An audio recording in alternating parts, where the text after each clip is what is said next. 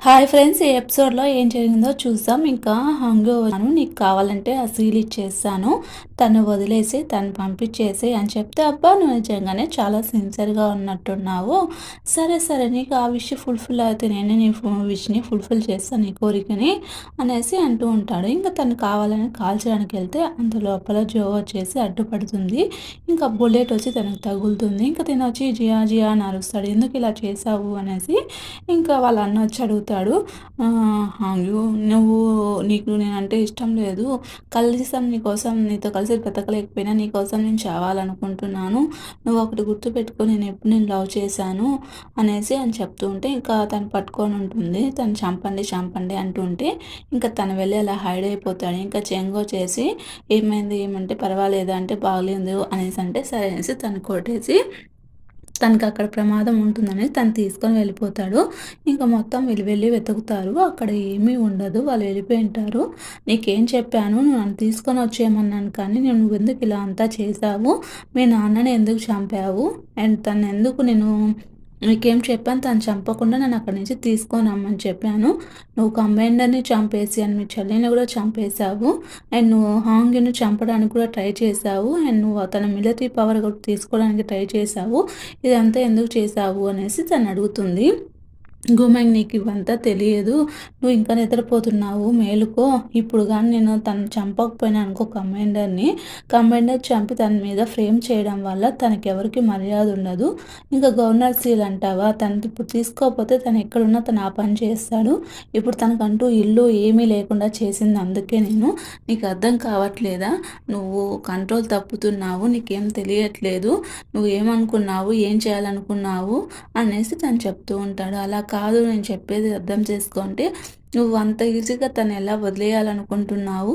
2 సంవత్సరాల ముందు తను నీకేం చేశాడో నీకు తెలీదా? అందరూ తనకి ఇప్పుడు హేట్ చేస్తున్నాడు కదా! మళ్ళెందుకు నువ్వు ఇప్పుడు కమాండర్ అవుతావు అంటే, అవును, నువ్వు అన్నీ మర్చిపోయావా? నువ్వేం చెప్పావు నాకు 2 సంవత్సరాల ముందు? వాళ్ళని చంపాలి అనేసే కదా చెప్పినావు. నేను సేవ్ చేసినప్పుడు నువ్వు తన మీద పగతో ఉన్నావు. నువ్వు ఇప్పుడు హ్యాపీగా బ్రతుకున్నావంటే నా వల్లే కదా! మనం అనుకున్నట్టు అన్నీ పోతుంది. మీ ఫ్యామిలీ మీద పగ తీర్చుకోవడానికి నువ్వెంత కష్టపడ్డావు. నీకు స్పెషల్ ట్రైనింగ్ కూడా ఇచ్చాను. ఎలా షూట్ చేయాలా ఏమి అనేసి. నేనెంత కష్టపడ్డా నీ కోసం. ఇప్పుడు నువ్వొచ్చి ఇలా మాట్లాడుతున్నావా అనేసి ఇంకా తను అంటూ ఉంటాడు. "నువ్వు ఇంకా తను ప్రాక్టీస్ చేపించిందంతా అంటూ ఉంటాను. అన్నీ బాగే అవుతున్నాయి. అంతలోపల నువ్వు గతం మర్చిపోయినావు. ఇప్పుడు నువ్వు మళ్ళీ నీకు అన్నీ గుర్తు తెచ్చుకున్నావు. ఇప్పుడు నీ ఎనిమిని చంపడానికి ఇదే మంచి అవకాశము. నువ్వు చంపకపోతే ఎలా? తను నిన్ను ప్రేమించాడనేసి అనుకుంటున్నావా? అదంతా అబద్ధాలు. నువ్వు అబద్ధాల్లో మునగొద్దు. తనను వదలొద్దు. తను నిన్ను బిడ్డని చంపేశాడు. మీ అమ్మా నాన్నని చంపేశాడు. నీకంటూ ఎవరు లేకుండా చేశారు" అనేసి తను చెప్తూ ఉంటాడు. ఇంకా తను వదలొద్దు అనేసి ఇంక తను చెప్తుంటే, సరే అనేసి ఇంకా ఇంత ఈజీగా నువ్వెలా వదిలేస్తావు అనేసి తను చెప్తూ ఉంటాడు. ఇంకా అలా అంటుంటే, సరే సరేలే, ఇంకా ఏమైంది, ఇప్పుడు మనం నెక్స్ట్ ఏం చేస్తాము అనేసి తను అడుగుతుంది. "నువ్వు నీ ఎనిమీ మీద ఏం జాలి కరుణ చూపించవలేదు. తను నీకెనిమి.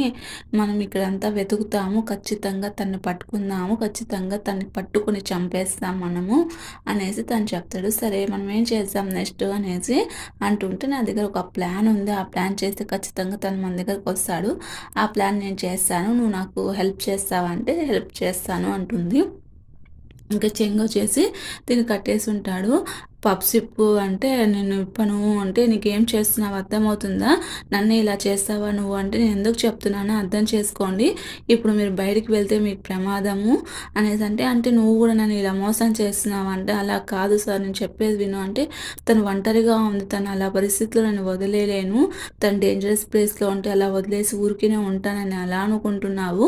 నీకు అర్థమవుతాందా" అనేసి ఇంకా తను మారువేషం వేసుకొని వెళ్ళి చూస్తుంటారు. ఇంక అంతలోపల అనౌన్స్‌మెంట్ చేస్తారు.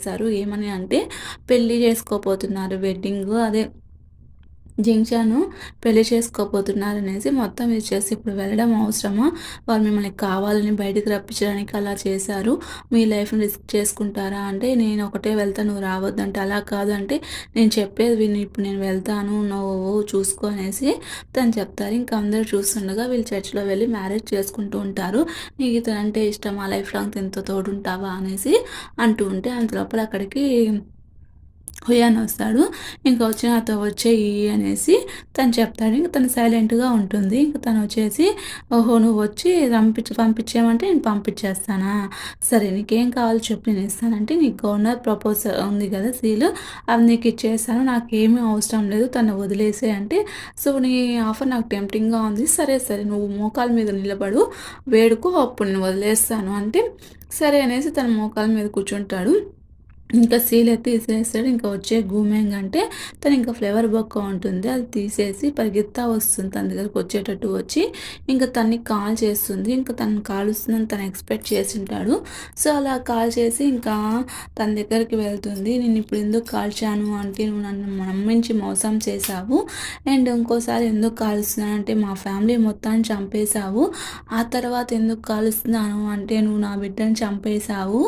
ఆ తర్వాత ఎందుకు కాలుస్తున్నాను అంటే, నేను మర్చిపోయి మళ్ళీ నీతో ప్రేమలో పడ్డాను అనేసంటే, నాకు తెలుసు నేనిక్కడికొస్తే ఇలా జరుగుతుందని, నీ మెమరీ నీకొచ్చిందని నాకు తెలుసు అనేసంటే, నీకు తెలుసా మరెందుకొచ్చావు అంటే, నీకు దెబ్బ తగిలినప్పుడే నాకు తెలుసు అంటే, అన్నీ తెలిసే వచ్చావా అంటే, నేను చాలా ఇష్టపడ్డాను. నువ్వేం చేస్తావు, నువ్వెలా ఉంటావో నాకు తెలీదని ప్రతి మూవీ నేను చూశాను. అలా ఎలా తెలియకుండా ఉంటుంది నీకు నా గురించి అనేసి తను చెప్తూ ఉంటాడు. అయినా నేను బ్రతకాలనుకోలేదులే. నన్ను చంపే అర్హత నీకొకటే ఉంది. ఇంకెవరికి లేదు. అందుకే నీ చేతిలో చనిపోదామనే వచ్చాను అంటే, ఇంక నుంచి మనకి పాస్ట్ ఉండదు. ఇంకా ఫ్యూచర్‌లోనూ ఉండదు అనేసి, ఇంకా నీకొక విషయం తెలుసా? నా జీవితంలో అన్నిటికన్నా మధురమైన క్షణాలు ఏంటంటే, నీతో కలిసి గడిపిన క్షణాలు నాకు ప్రతి ఒక్కటి గుర్తుంది. ఈ లైఫ్‌కి నాకది చాలు. ఈ లైఫ్ నువ్వు ఇచ్చిన మెమరీస్ నాకు చాలు అనేసి ఇంక తను చెప్పేసి అలా పడిపోతాడు. ఇంక చాలు అయిపోయింది. దీంతో మన కథ ఇద్దరిని ఎండ్ చేసేద్దాం అనేసి తను చెప్పేసి ఇంక తను కూడా అలాగే ఇంక నా వల్ల కాదు అనేసి తను కూడా అలా కాల్చుకొని పడిపోతుంది. ఇంక తినొచ్చి ఎందుకురా నువ్వు నన్ను చంపుకున్నావు? నువ్వు తన్ని చంపుతానని ఇలా చంపావు. నువ్వు ఎన్నిసార్లు గతం మర్చిపోయినా నీ కోసం నేను నిలబడ్డాను. ఇప్పుడు తన కోసం నువ్వు చచ్చిపోతావా? అనేది ఇంకా వచ్చేసి ఇంకా జించాన్ అంటూ ఉంటాడు. ఇంక తన దగ్గరికి వెళ్తూ ఉంటా కూడా తన్ని రీచ్ అవ్వడు. "ఎందుకురా వాళ్ళ ఫ్యామిలీని చంపావు" అంటే, "నేను చంపాను తెలుసా? మీ ఫ్యామిలీ వాళ్ళు చనిపోయిన దానికి వాళ్ళ ఇంట్లో వాళ్ళు ఎంత ఫీల్ అయ్యారో తెలుసా? వాళ్ళు ఎవిడెన్స్ కూడా కలెక్ట్ చేశారు. కానీ నేనే కావాలని అలా చంపేసి నాకు ఈ పోస్ట్ కావాలి. అందుకే ఇలా చేశా నేను. వాళ్ళు ఎంత ఫీల్ అయ్యారో తెలుసా? నువ్వు చంపేశావు. వాళ్ళని చంపేసి నీ మీద వేద్దామని నేను అనుకున్నాను. అప్పుడు గవర్నర్ కమాండర్ నేను అవ్వచ్చు కదా" అంటే, "ఇదంతా దీనికోసమా? మీ నాన్న అడిగితే మీ నాన్నని ఎందుకు చంపారు" అంటే, "వాడికి నేను ఎంత చేసినా వాడికి విశ్వాసం లేదు. నన్ను ఒక కుక్కలాగే చూశాడు. అందుకే వాడిని చంపేశాను. వాడిని చంపేసి నీ మీద వేశాను. నాకు వేరే చాయిస్ దొరకలేదు. ఇంక నేనేం చేసేది? నాకు ఇదే మంచి చాయిస్ అనిపించింది. నిన్ను కూడా చంపేస్తాను. అప్పుడు గూమెంగ్ నాదే అవుతుంది కదా" అనేసి తను చెప్తూ ఉంటాడు. అంతలోపల తను కాల్ చేస్తారు. ఇంకా ముగ్గురు ఆ చర్చ్‌లో పడిపోయి ఉంటారు. అలా వాళ్ళ ముగ్గురిని చూపిస్తారు. అంతే అయిపోతుంది. మళ్ళీ 2 ఇయర్స్ తర్వాత ఏమవుతుందంటే మన హీరో మిలిటరీ కదా! మిలిటరీలో చేస్తూ ఉంటే అక్కడ కొన్ని రెస్క్యూలు ఉంటాయి. అక్కడ తను కాపాడుతూ ఉంటే అక్కడ మన హీరోయిన్ నర్స్‌లాగా పనిచేస్తూ ఉంటుంది. తను అక్కడ చూసి ఇంకా వాళ్ళిద్దరి మధ్య ఉన్న జ్ఞాపకాలు, మెమరీస్ అంతా ఇద్దరు బాగా గుర్తు చేసుకుంటూ ఒకరినొకరు చూసుకుంటూ అలా నిలబడిపోతూ ఉంటారు. అంతే మళ్ళీ కలుసుకున్నట్టు మనకి ఎండింగ్‌లో చూపిస్తారు ఫ్రెండ్స్. అండ్ మీకు ఈ వీడియో నచ్చితే ఒక లైక్ చేసి ఈ డ్రామా మీకు ఎలా అనిపించిందో నాకు కామెంట్ ద్వారా తెలియజేయండి. Okay friends.